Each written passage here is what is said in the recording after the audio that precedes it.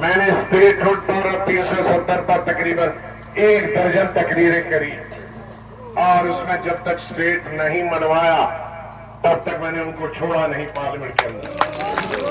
इंशाल्लाह स्टेट मिलेगी।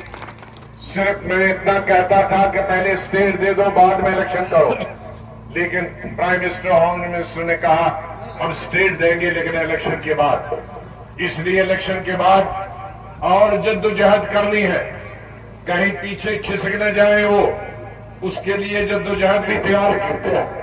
मैं जद्दोजहद करने के लिए तैयार हूं, लेकिन आपका साथ चाहिए।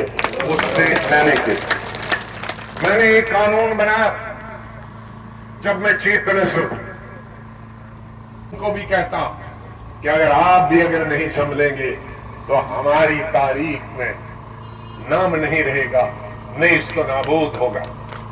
आज बहुत सारी ताकतें हमको नेस्त नाबूद करने में लगी है।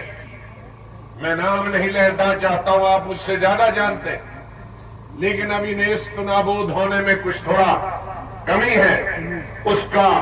उस नेस्त नाबूद करने में अल्लाह के लिए कम से कम तुम शामिल न हो जाओ। तुम्हें एक ऐसी हुकूमत दे दो जो आवाम की हुकूमत, सब मिलके हुकूमत, जो आपकी लड़ाई लड़ेगा।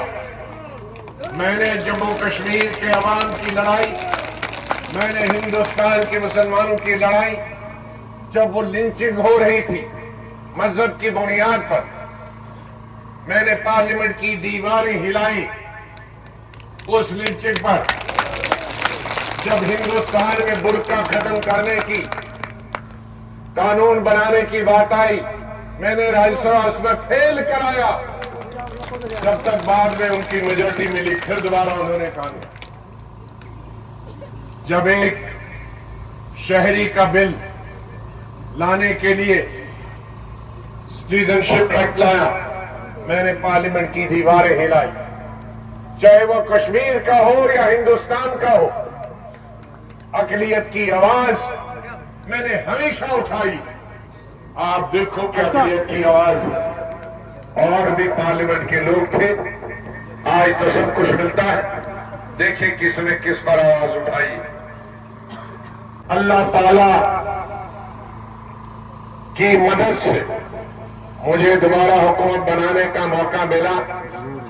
ये 3 चीजें मिलेगी, तहसील, कॉलेज और अस्पताल। लेकिन एक चीज शायद कुर्सी साहब को भी याद नहीं रहा, और आपको भी, आप में से भी कोई मांग नहीं करता। हमारी रियासत आजकल 10, 12, 15, 20 लाख टूरिस्ट आते हैं, लेकिन उससे रियासत जम्मू कश्मीर की गरीबी, रियासत जम्मू कश्मीर की बेकारी, रियासत जम्मू कश्मीर की बेरोजगारी खत्म नहीं होगी। वो तमाम टूरिस्ट या तो झील डल के आसपास होटलों में रहती हैं, वो भी जरूरी है, या डल में शिकारागाह के कुछ फायदा होता, या शहर के ही चंद होटल जो गुलमर्ग में है, पहलगाम में, उनका फायदा होता। लेकिन 95% जो हमारी वादी, 95% हमारी वादी के दुकानदार हो, ताजिर हो, टैक्सी वाले हो, घोड़े वाले हो, मजदूर हो, नौजवान पढ़े लिखे हो, तिजारत करने वाले हो, उनको कोई फायदा नहीं पहुंचा।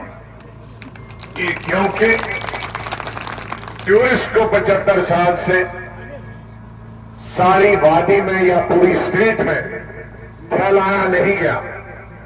इसको 2-3 जगहों तक ही महदूद रखा गया, और उन्हीं महदूद जगहों पर आजादी से पहले भी अंग्रेज जाते थे, और उन्हीं महदूद 2-3 जगहों पे 75 साल में भी टूरिस्ट जाते हैं। हमारी इस बढ़ती हुई बेरोजगारी हमारे 2 किस्म की है। एक तो पढ़े लिखे लाखों तादाद में हमारे बच्चे और बच्चियां हैं, graduate, post graduate, law graduate, PhD है, लेकिन सब बेकार है।